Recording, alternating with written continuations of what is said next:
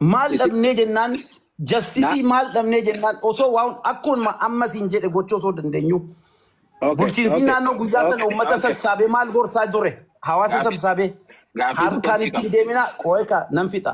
Kallattii hundaan cufnee jirra. Bulchiinsa naannoo abbaa gidi sirreeffama. Warra godinarraati kan nama ficcirsiise iyyuu bulchiinsa san warra godinarraa. Qoy dubbannu san rakkoon qabu. An kanan argeen sitti himaan isa keessaan beekuwan. Akkuma kan kee miidiyaarran waan argeen sitti himaa jiran. Kanan jiraadhu Dubaay. An achi hin jiru. Wanta miidiyaarraa arge bulchiinsi godinaa asirraa jimmarraa dhufne jedhaa turan yeroo sana jimmarraa bakka sanatti deemanii hawaasa gorsaa turan. Harkaan ittiin deemina kallattii hundaan cufneerra hin qabanna seeratti dhiyeessina jedhanii jiru. Kanarratti hawaasni gargaaree namoota kan akka jarri hin miliqnetti seeratti dhiyeessuu dadhabameeti moo humna jaraatu caale moo jaratu osoo hin qabamiin hafan immoo gabaasa kana osoo hin argatiin har'a manni gubate jettan immoo miidiyaa viidiyoo si ergee jira baay'ee tokkummaa waasaapii irratti amma jarri wal ijaaranii kunoo amaara biyya kanatti akkana gubaa jiru jedhanii waan jedhu dhiisan. Kanaaf siyaasa kanaaf gargaara siyaasa Oromoo balleessa malee kun siyaasa Oromoon tolchu. Okay. Tokkummaa asirratti waan dabala tokkummaa ani waan haasa'uuti ani waan haasa'u. Maatii jaraatii bar ijoollee daa'ima jira. Abbaa giddii waan jedha waan abbaan giddii amma jedhe irratti. Inni ajjeefame Oromoon ajjeefame yoo dubbate seeran qabu jarri ajjeesan jettee iyyiteeyyuu akkasii miitu naa agarsiifte as keessatti. Garuu ati ajjeefamtee iyyitee akka waan miine naa agartee jechuudha as keessatti jechuudha. Jarri sababa ajjeefteef namni itti duulaan dubbatattee akkasiin ofirraa deebisuu dandeessu sirraa arge. Oromoon inni du'e immoo du'a isaa dubbatatee akka bu'aa buusuu hin dandeenye akka dhiibbaa ofitti fiduu ifa goote jechuudha. Akka keetti jechuudha. Maaliif hiyya jedhaa sodaatte jechuudha. Oromoon du'e yoo iyye bu'aa hin qabu. Garuu kan kee yoo si dhagaame jechi kee yoo si dhagaame kan jiraa bu'aa qabaadha jechuudha. Inni ta'a. Fakkeenyaaf si naannoo jaraa keessatti gaafa Oromoon tokko ajjeefamu yookiin gaafa Amaarri tokko ajjeefamu jarri takka miidiyaatti hin dhufan hubatu. Duuneen jedhanuun immideetii tarkaanfii sirra fudhatu. Immideetii jechuudha. Mee kan Oromoon si galee? Oromoon sitti baay'ee. Jarri immoo mootummaa miti itti gaafatamummaa hin qaban. Waan akkasii seeraan ala akkasii dalaguu danda'u. Nuti immoo namoota harka keenya jiran walitti qabnee waan feene achitti goletti hojjechuu osoo dandeenyu. Maanni wanti asirratti hojjechaa jirruudha kan miidiyaa irratti hojjetamaa jiru. Eenyuun gargaaru kaleessuma dheengadda kana madda walaabuuti.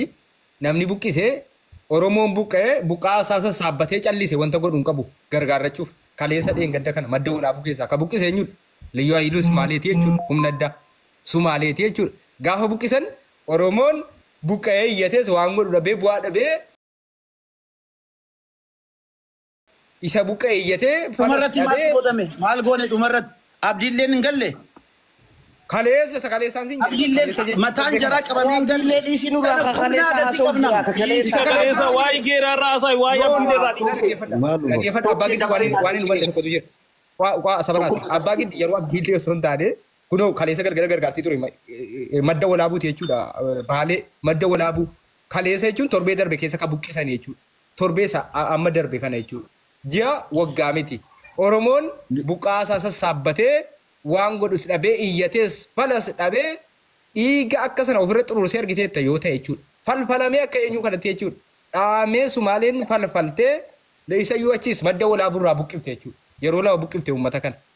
Oromoon hiyyees waan godhu godhees bu'aa tokko dhabee rakkataa taaga danda'e gargaarataa jira jechuudha. Lal namni Sumaaleetti qufa hin jiru. Sumaaleen namni daadoo haaloo kaffalate hin jiru hundinuu mana isaatti galee maal godharee rakkataa isaa gargaarrate. Akkamitti barte kaffalachuu dhabuusaa ufee tiktookii irraa sitti himuu qaba. Hin kaffalanne buqqa'ee jira barbaadoo maal. Akkasitti hubachaa jirtaati.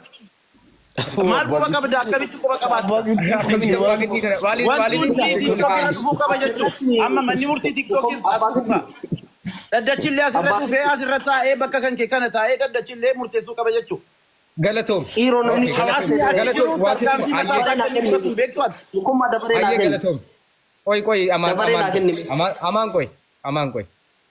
Pirezidaantiin biiroon bulchiinsa mootummaa naannoo Oromiyaa Osoo geeraa biran gahin na targee waan inni baase waan lafa irratti ta'e miidiyaa irra taa'ee jechuudha si targee jechuudha utuu geeraa biran gahin bakka inni itti raawwate. Bulchiifni mootummaa naannoo Oromiyaa biiroon mootummaa naannoo Oromiyaa jechuudha waan inni baase dhimma geeraatiin wal qabsiite.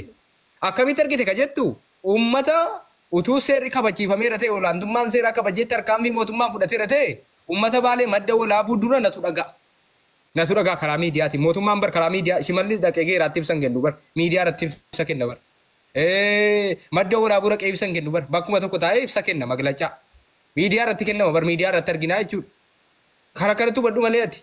Malee qaamaan naqee namoota innan jedhu wanti amma mana gubuun kun kan dhufeef namootatu qabamuu dide namoonni qabamanii mana hidhaa jiru moo hin jiran hin qabamne moo qabamaniiru mee kanan si kan ajjeese amaara guutuu qabame hin qabamne bosona lixanii kan gubuu ajjeesuu buqqisuudha kana waa ta'u uummata sana innuma sana lafa isaarraa. Ammas atumti mataan kee yakka hojjetaarte bayi dura miira keessaa bayi. Gatti mura argitanii. Abaarri kun ajjeesee buqqoo qabee daayyaa kanaa jedhu. Dhagahi Oromoon sirna addunyaadhaaf qaama barsiise sadhiis akkamitti akka gumaa baafatu sirnaan baafata. Move justice eenyuyyuu hin fayyadu ofuma kan kee miidha malee. Oromoon gumaa baafata abbaa giddu. Haadha akkasitti eegalamnaan boor immoo Oromoon walloo kanaachi jiru immoo akka namanni irra gubata jechuudha. Adeemsi keessan kan. Duruu gubataa jira abbaa giddi duruu gubataa jira barsiisuu. Kanaa jennaan walaa gubnu gaa amma gaa. Kaa jennee jimma keessaa bakka amaara abaabnu kana yaadda kana barbaaddaati. Okay yeroo hedduu wanti nu miidhee amaara Oromiyaa keessaa irratti tarkaanfii fudhachuu dhiisuudha wanna hubachuu qabdu. Yeroo hedduu. Ishi Oromiyaa keessaa dhageeffadhu osoo Oromoon naannoo Amaaraa keessa jiraate Gondarii Gojjamiin keessa jiraate guyyaa lama bulchitu buqqibtee allayyaanatti malee jechuudha. Walloo isa of dandee naannoo of dandeessee jira. Oromoon naannoo Amaaraa keessatti harki caalu Oromoo. Dhagahe. Naannoo Amaaraa keessatti. Kajiru iyyuu Oromoodha. Amaara kan jedhame naannoo Amaaraa keessa hin jiru. Tokkittiin soba. Wanti Amaara jedhanu hin jiru jalqabumaa anaa sitti hima. Agaoodha, Qimaantiidha, Oromoodha kaachi jiru. Ummata kush. Amaarri sammuu keessan keessa jira laa. Sammuu warra gabroomsan kana sammuu keessan kana. Yusi osoo baname akkuma jiruun ka guute Amaara. Malee lafarraa Amaaraa wanti jedhanu hin jiru nuti nagarre barbaannee dhabni baatariidhaan. Naannoo jaraa deemnee barbaadne. Baagii dhiyeessa jira Amaarri naannoo Oromoo naannoo Amaaraa keessa jira bar.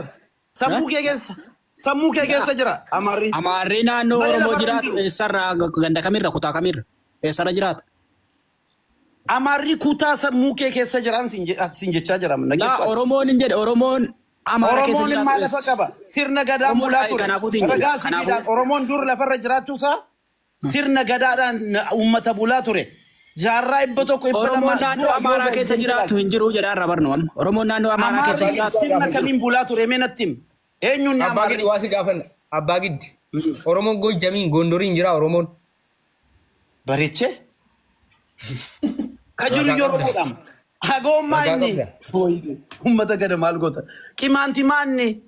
Raayyaa naannoo Tigraay keessa raayyaa keessa kajiru Oromoodhaa bara. Qimaanti Oromoodhaa? Yes. Ummata kuushi bar. Hagoon ummata kuushi bar. Okay, Abbaa Giddi. Tokkummaa.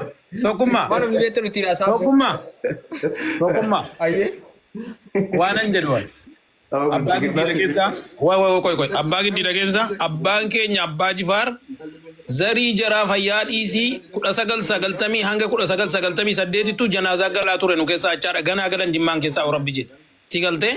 Nama nu nyaatee Zaakiriin zarii geeraa zarii Oromoo nyaatanii naan ati haa taanu Amaaraaf sappoortii gootu kana wallahi sabni keenya akka itti baasu lembe ka jara kana akka ofirraa godaansu lembe. Amaara silaa sappoortii godhe nan jaalladha ture garuu Amaarri lafarra hin jiru siin jecha. Janaazaa galchaa ture abbaan keenya janaazaa dhageessee dhaga'uu baatte kanaa galchinu. Jiru lafarra duris hin jiru. Duris hin jiru har'as hin jiru gara fuulduraatiifis hin jiru. Sammuu keessan keessa jira la. Abstract. Kana kan sinirratti dalagame. Amaarrin jiru Abbaa Giddi Amaarrin jiru. Jiru. Naannoo nama kana jedhe anaamitiin. Dhageessaa. Tokkeetti deebita koye. Gaafiitti deebita Abbaa Giddi himee yeroo takka wal dhaga'uun gaariidha amma yaadni isin kaasaa jirtani. waan tokko wal hubachuun gaariidha. Abbaan giddillee tiyyumatti naa ta'aa qofa osoo hin taane gamaa gamana ilaaluun dirqama. Haasaa ka'amaa jiru keessatti taateen amma uummata geeraa irratti raawwatame taatee Oromoo mataa cabsuu eeyyee. Taateen kun ammoo tokko gaafa Oromoon biyya bulchu jiru ummanni Oromoo miidhamu jira akka amma mootiin jalqaba kaase. Usuu gaafa duraayyuu sagalee guddaa qabna dhageettii qabna har'amaa dhageettii dhabne gaafa namni tokko lubbuun badu. Namni tokko lubbuu gaafa badu gaafa dura sirnoota darban keessa dhageettii qabna har'amaa dhageettii dhabne. Namni tokko manni tokko gubate namni tokko du'e beekaan kenna du'e. Gaafa duraa namni xiqqaa yoo du'e dhageettii qabna. Har'amaaf dhagahamuu dhabe ka jedhamu isa kanarratti yaada walii kaasu. Lammaffaa ammoo taatee kana uumame wajjin wal qabatee qaamni murni gocha san raawwate tokko seeratti dhihaachuu qabu moo?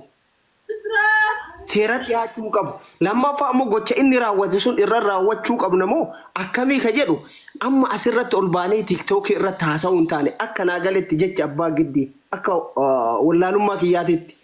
Asii baanee haasa'uu irra mootummatti illee quba qabu irra kanaan duraayyuu daangaa Oromiyaa guutuu katisse mootummaa osoo hin ta'in uummata Oromooti waa'ee madda walaabuu kaasteerta.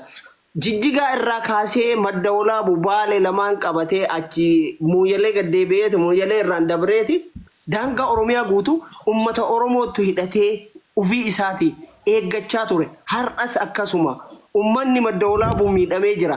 Gaafa miidhamu ammoo eenyutu mootummaa bira dhaabbatee daangaa san dhorgee jira dhugaa yoo dubbanne mootummaa miti uummatatti ofirraa dhoowwe. Har'a gaafa ofirraa dhoowwu san ol bahee miidiyaa irratti haasa'ee osoo hin taane keessa isaatti gaccal'isee waraannamee xiyyiitiin dhahamee lafee ofii cabseeti